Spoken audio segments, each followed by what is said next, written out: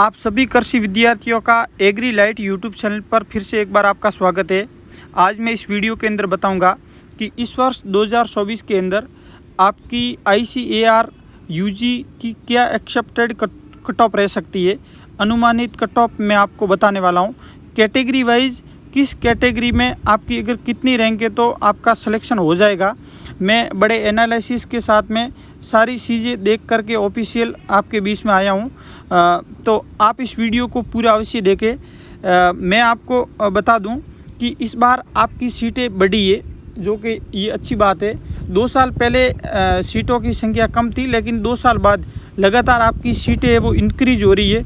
और इस बार आपको पता होगा कि IARI के कई सारे नए कैंपस खुले, तो निस्संदेह आपकी सीट्स बढ़ी है।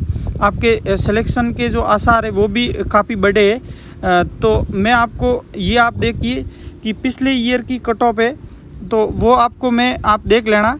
नहीं बताते हुए डायरेक्ट मैं आपको कट ऑफ बताता हूँ। ये आप देखिए अलग अलग यूनिवर्सिटी की कौन से कोर्सेज में आपकी क्या रैंक रही है, लास्ट तक किस रैंक तक आपका सिलेक्शन हुआ है।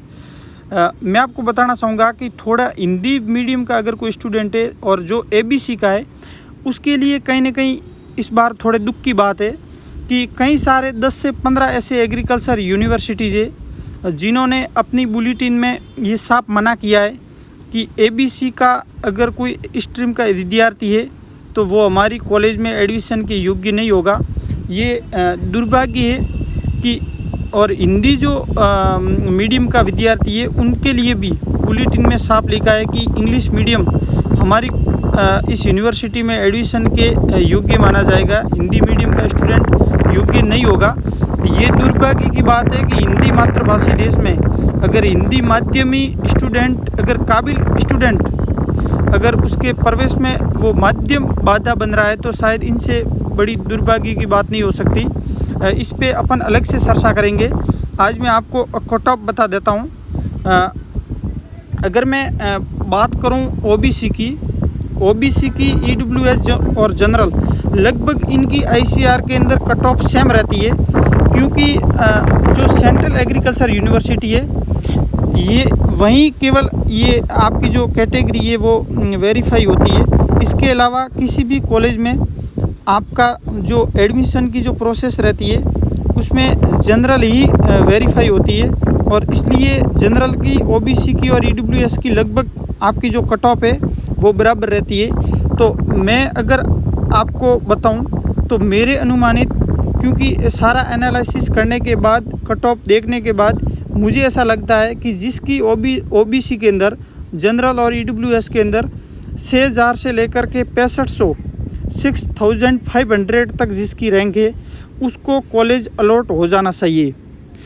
अगर मैं बात करूं ST कैटेगरी की, तो जिनकी 13000 से लेकर के 14000 रैंक तक अगर किसी की रैंक है तो उन्हें आपका ICAR के अंदर सिलेक्शन हो जाना चाहिए, क्योंकि पिछले ईयर मेरे दोस्त का 12000 रैंक तक सिलेक्शन हुआ था ST कैटेगरी के अंदर।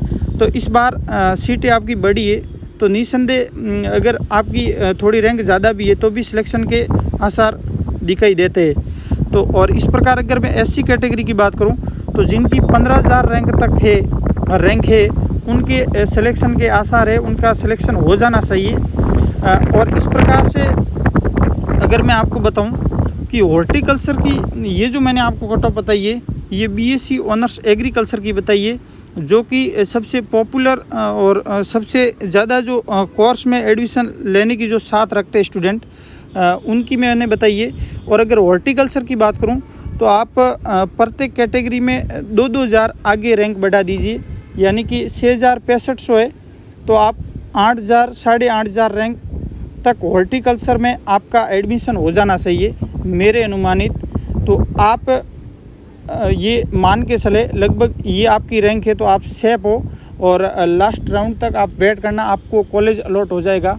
आप सबका बहुत बहुत धन्यवाद, आभार, शुक्रिया और अभिनंदन।